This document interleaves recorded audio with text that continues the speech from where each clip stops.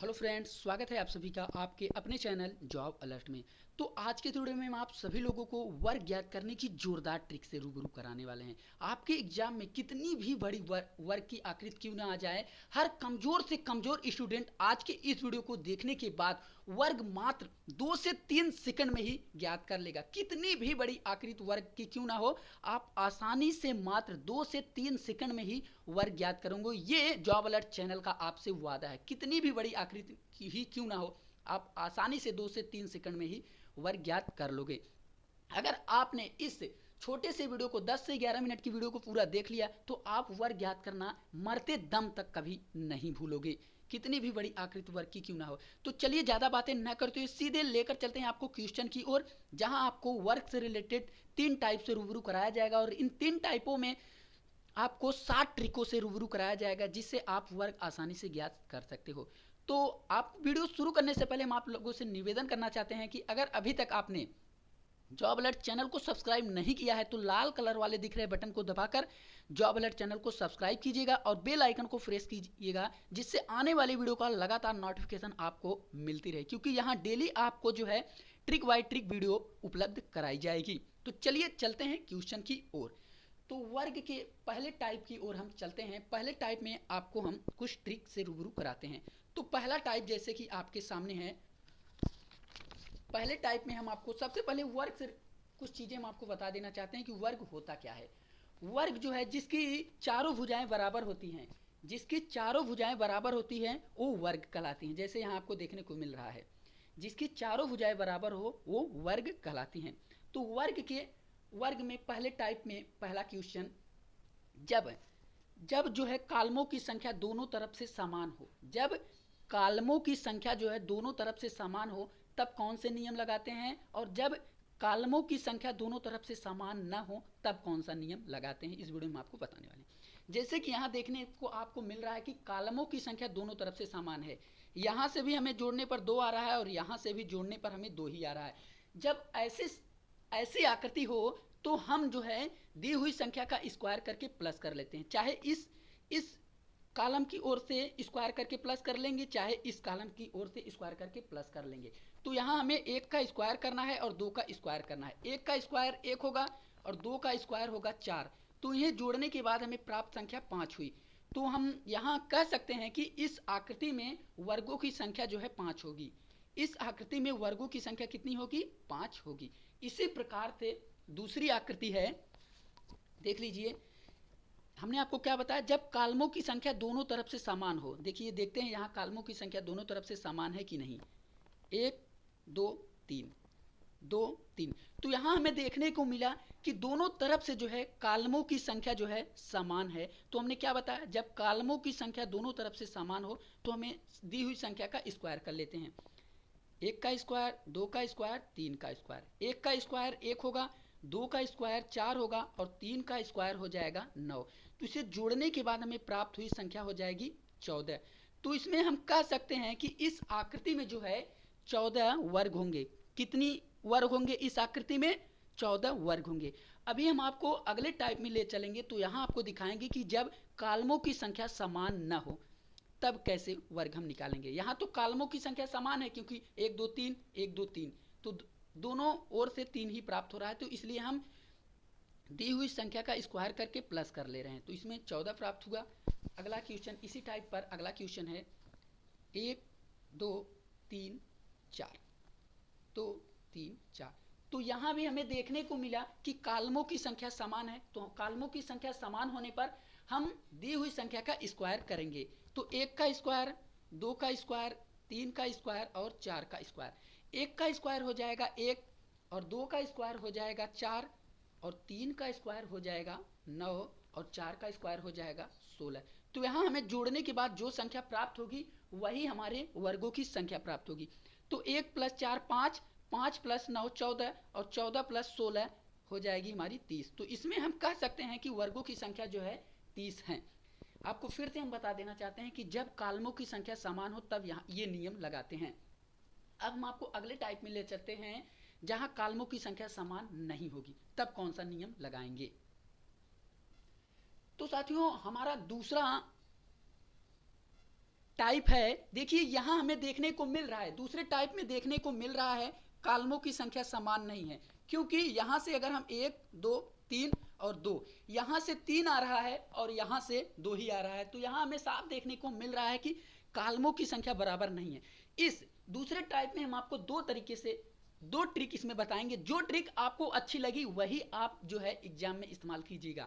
पहला ट्रिक है कि जब इस प्रकार का प्रश्न, जब इस प्रकार की आकृति हो जहां जो है कॉलम की संख्या समान ना हो, तब हम जो है इसका लास्ट संख्या लेंगे और इसकी लास्ट संख्या लेंगे, इसकी लास्ट संख्या और इसकी लास्ट संख्या 2 गुणे 3, 2 गुणे 3 कर देंगे बराबर हो जाएगा 6, तब तक लेंगे जब तक नीचे 1 ना आ जाए। अब हम यहाँ 2 में 1 घटा लेंगे तो हो जाएगा 1, और 3 में जब 1 घटाएंगे तो ये हो जाएगा 2, तो 1 आ गया। अब इसके नीचे हम संख्या नहीं लेंगे तो ये हो जाएगा 1 गुणे 2 2, तो इसमें हम 6 प्लस 2 8, तो इसमें हम कह सकते हैं कि इसमें जो है वर्गों की संख्या जो है 8 है।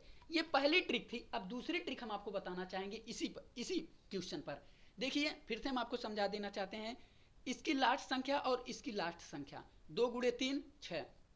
अब जब तक हम वो संख्या लेंगे जब तक नीचे 1 ना आ जाए, तो इसमें हम 1 घटाएंगे, 1 हो गया, 1 आ गई। अब हम संख्या नहीं लेंगे इसके बाद नीचे इसके, और इसमें 3 में जब हम 1 घटाएंगे तो 2 आ जाएगा, तो 1 गुणे 2 2, ये हो जाएगा 6 प्लस 2 8, तो इसमें हम कह सकते हैं कि 8 वर्ग हुए।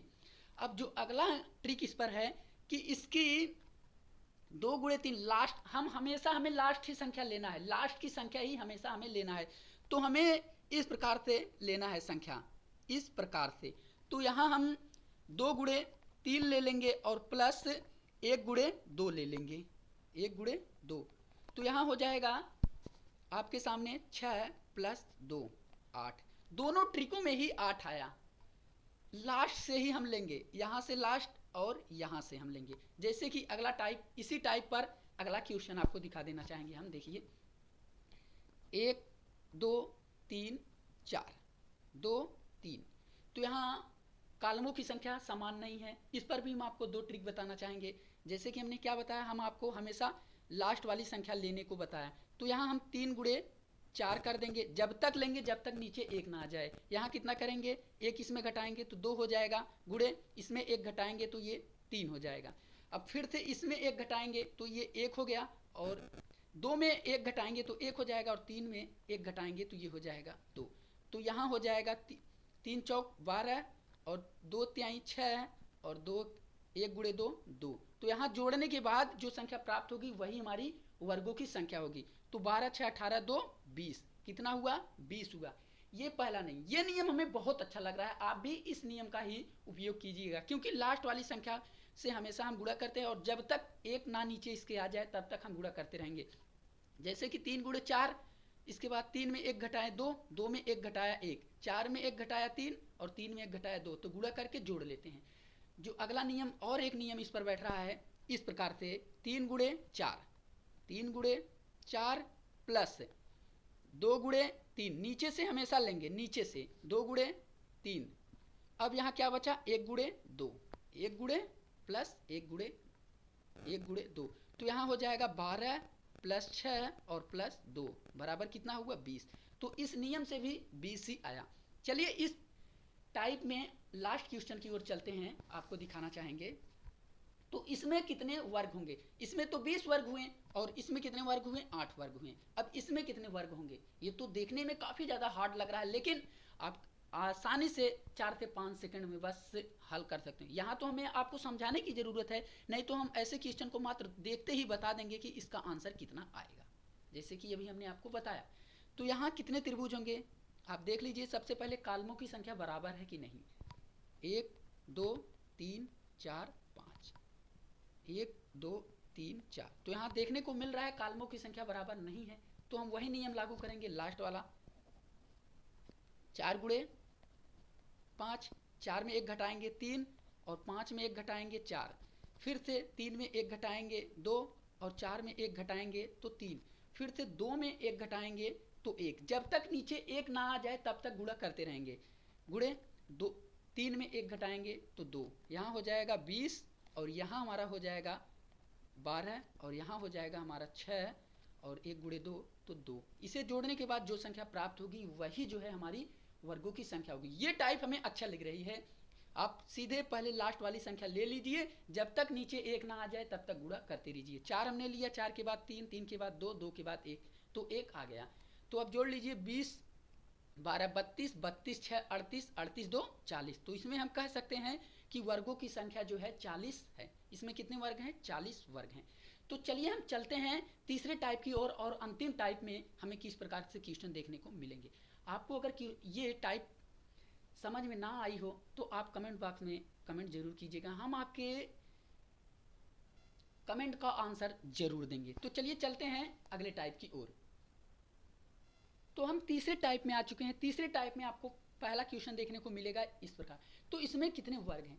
तो हमेशा हमने आपको बताया है कि एक बड़े वर्ग में, चाहे वो त्रिभुज हो, चाहे वर्ग हो, चाहे जो हो, उसमें हमेशा, जैसे अगर यहाँ आयत होता तो चेंज आपको देखने को मिलता, लेकिन वर्ग हैं तो इसमें कितने आयत होंगे? तो यहाँ हम संख्या लिख लेंगे 1 2 3 और 4।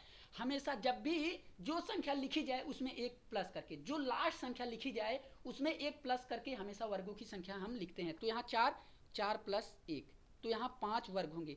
एक बड़े वर्ग में 5 वर्ग होता है। जैसे इस प्रकार का वर्ग जब भी आपके सामने हो तो इसमें 5 वर्ग होगा। जैसे कि इस प्रकार के हम प्रश्न में देख लेते हैं। तो हमने आपको अभी बताया कि एक बड़े वाले वर्ग में हमेशा 5 वर्ग होते हैं। तो इसमें कितने वर्ग, कितने बड़े वाले वर्ग हैं आप देख लीजिए। एक तो ये बड़ा वाला वर्ग हो गया, एक तो ये बड़ा वाला वर्ग हो गया, और एक तो ये बड़ा वाला वर्ग हो गया। तो इसमें कितने वर्ग हैं? 3 वर्ग हैं।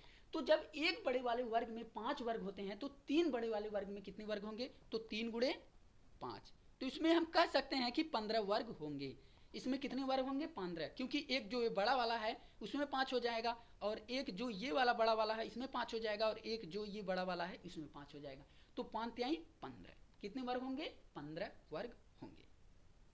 इसी प्रकार से अगला जो क्वेश्चन है, इसके बाद एक क्वेश्चन और हम आपको बताने वाले हैं। तो इसमें कितने वर्ग होंगे? देखिए सबसे पहले आप वर्ग को गिन लीजिए कि बड़े वाले वर्ग की संख्या कितनी है।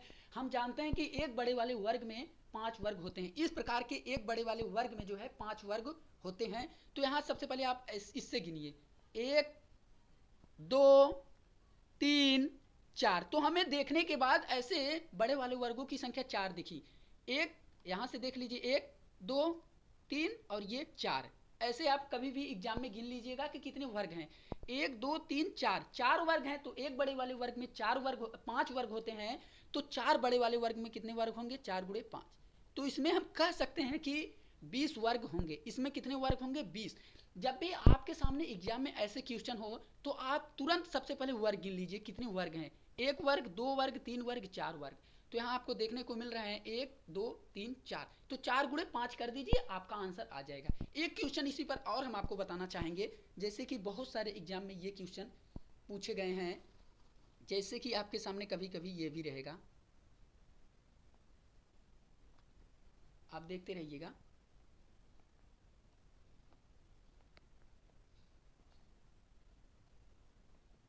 तो यहाँ थोड़ी सी मिस्टेक हो गई है, तो चलिए हम इसको छोड़ देते हैं।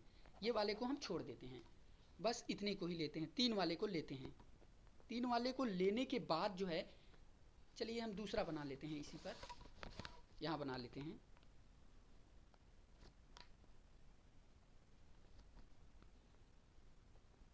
तो आप देखते रहिएगा जिससे आपको समझ में आए।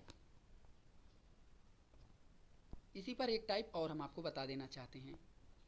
जब आपके सामने ऐसी आकृति हो तब आप कैसे बताएंगे कि इसमें वर्गों की संख्या कितनी है? ऐसी आकृति। तो आप भ्रमित बिल्कुल भी ना होइएगा, क्योंकि क्वेश्चन वही है, बस हमें भ्रमित किया जा रहा है। तो ऐसी आकृति में हमने आपको क्या बताया, जब कॉलमों की संख्या समान हो तो दी हुई संख्या का स्क्वायर कर लेते हैं। जैसे कि 1 2 3, 1 2 3। तो यहाँ हमारी कॉलमों की संख्या समान है, बस हमें कुछ एक्स्ट्रा कॉलम दिए गए हैं जो हमें लास्ट में इसे जोड़ना है। तो यहाँ हमें इन तीनों कॉलमों के स्क्वायर करना है, तीनों संख्या का। 1 का स्क्वायर, 2 का स्क्वायर, 3 का स्क्वायर। 1 का स्क्वायर करेंगे 1 हो जाएगा, 2 का स्क्वायर करेंगे तो 4 हो जाएगा, और 3 का स्क्वायर करेंगे तो ये 9 हो जाएगा। तो इसे जोड़ने के बाद हमें कितना प्राप्त हुआ? 14। कितने प्राप्त हुए? 14। अभी हमारे सामने कुछ कॉलम शेष रह गए हैं। जैसे कि कौन कौन से कॉलम शेष रह गए हैं? तो ऐसे आकृति जब भी आपके एग्जाम में आए, एक ये कॉलम शेष है, और एक ये कॉलम शेष है, और एक ये कॉलम शेष है, और एक ये कॉलम, ये 4 कॉलम शेष हैं। तो इसमें हम 4 प्लस कर देंगे। तो हम यह कह सकते हैं कि इसमें जो आकृतियों की संख्या है, जो इसमें वर्गों की संख्या है, वो 18 है। कितने वर्ग हैं इसमें? 18 वर्ग इसमें हैं। तो इस प्रकार के वर्गों की अगर आकृति अगर आपको एग्जाम में ऐसे आ जाए तो आप आसानी से हल कर लीजिएगा। आशा करते होंगे कि आपको ये वीडियो हमारी पसंद आई हो। वीडियो पसंद आई हो तो लाइक जरूर कीजिएगा। धन्यवाद।